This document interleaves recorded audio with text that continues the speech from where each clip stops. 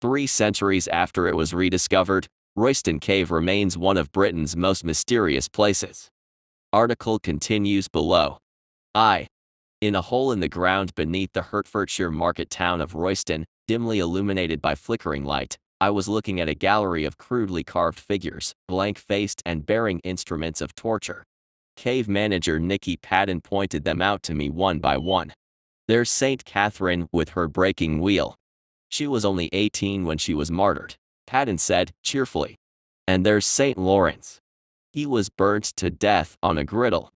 Amid the grisly Christian scenes were pagan images, a large carving of a horse, and a fertility symbol, known as a Sheila na gig, depicting a woman with exaggerated sexual organs. Another portrayed a person, holding a skull in their right hand and a candle in their left, theorized to represent an initiation ceremony, a tantalizing clue as to the cave's possible purpose. Adding to the carving's creepiness was their rudimentary, almost childlike, execution.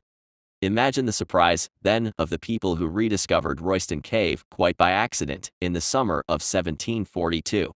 A workman, digging foundations for a new bench in the town's butter market, struck a buried millstone and found that it was hiding the entrance to a deep shaft in the earth.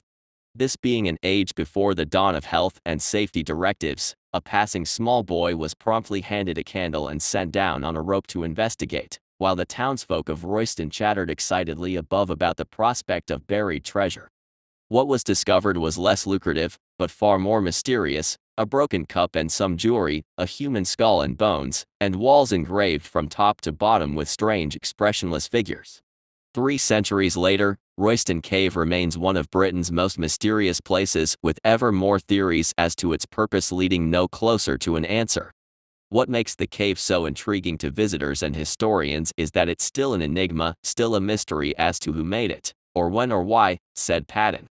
That's mainly because there is no documentation about its existence prior to that accidental discovery. No books, no drawings, no diaries, nothing to suggest it was even here. What makes the cave so intriguing to visitors and historians is that it's still an enigma, still a mystery as to who made it, or when or why. There are, however, plenty of theories. Those of an esoteric disposition have claimed that the cave lies at the intersection of 2 ley lines, ancient pathways theorized to connect places of spiritual power, one of which, the so-called Michael Line, also runs through Stonehenge and Avebury.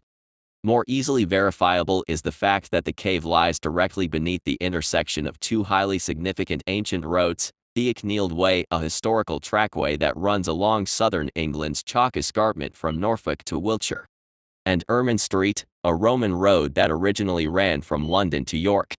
A large footstone is now all that remains of a cross that once stood at the junction of these 2 roads, named for Lady Roysia, a local noblewoman after whom Royston is thought to have been named.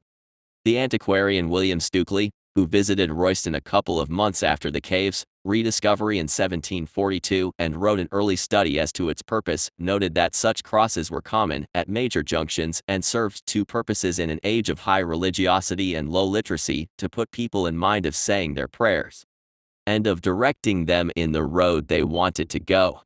Holy people would, he wrote, build cells and grottos in rocks and caverns, and by highway sides, directing travelers and praying for them. A prominent carving in the cave depicting Saint Christopher, patron saint of travelers, lends credence to the theory that the cave served as this kind of hermitage. However, the theory that has ensnared the public imagination more than any other is that Royston Cave was an underground hiding place for the Knights Templar, that enigmatic order of warrior monks who achieved vast wealth and influence across Europe before being violently suppressed in 1307. The Templars founded the nearby town of Baldock in the 1140s, and are documented to have traded weekly at Royston's butter market between 1149 and 1254.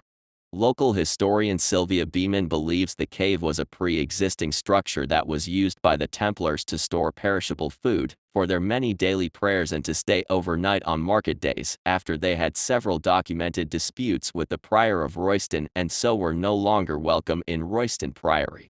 A Templar chapel probably became more of a necessity than anything else, she wrote in her 1992 book Royston Cave, used by saints or sinners, giving a haven overnight for the Templar marketeers, and a warehouse for market goods. She interprets the circular design of the cave as a reference to the Church of the Holy Sepulchre in Jerusalem, and suggested that the carvings bear hallmarks of Templar art, such as their depiction of heart symbols and the biblical King David. The provenance of the carvings, however, is impossible to prove. While it's thought the cave would once have been brightly painted, very little pigment remains, and that which does is too contaminated to be carbon dated. There is no other organic material in the cave that can be dated. The human remains, discovered in an age before modern conservation practices, have long been lost. The most reliable way to date the carvings is by a stylistic examination, which was carried out in 2012 by the Royal Armouries Museum in Leeds. The analysis found that the short male costumes and the headdresses and hairstyles of the women both point to a time between 1360 to 90, and the St. Christopher carving was dated to the same era. The report concluded that it was unlikely that any of the carvings were executed before about 1350, a century after the Templars were active in Royston, and decades after their widespread suppression. What's more, the carvings feature Christian iconography, lacking the symbolism typically associated with the Templars, depictions of the Holy Sepulchre and Al-Aqsa Mosque in Jerusalem, for example, or of two knights riding one horse. Although the Knights Templar were known for building round churches, the circular shape of the cave does not necessitate a Templar link either. The greatest proliferation of round churches is in Scandinavia, where no Templars ever set foot. Nor is the presence of pagan symbols, such as the Sheila, na-gig, particularly mysterious. The same image appears in medieval churches across Britain and Europe. Why, then, the supposed Templar connection? Perhaps the things that make for a good story now also made for a good story in 1742. The risk here is people have been wanting to tell stories since day one. Come and see the Templar cave, said Tobit Curtis, the conservator of the cave. Just because someone made up a story 300 years ago, it doesn't mean it was any more true back then than it would be now. Professor Helen Nicholson, medieval historian and author of several books on the Templars, agrees. People in England have been fascinated by the Templars ever since they were abolished in the 14th century, she said. The trials against the Templars included accusations that they conducted shady ceremonies in secret underground hiding places. In effect, they are Gothic horror stories. They were probably dreamed up because people who had worked with the Templars were under severe pressure from papal inquisitors to say something to support the accusations, Nicholson added. In any case, these stories are probably the reason why the carvings in the cave at Royston were ascribed to the Templars. In real life, the Templars were not a subterranean order.